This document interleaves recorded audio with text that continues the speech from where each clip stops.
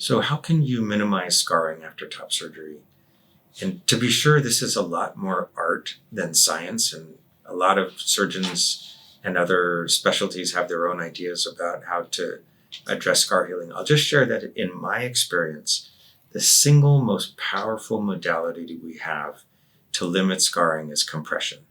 And so once the incisions are basically started to heal, we're going to be explaining ways to put about 23 hours a day of gentle compression over those scars. And it can take many months. You're basically trying to do it until the scar is no longer red.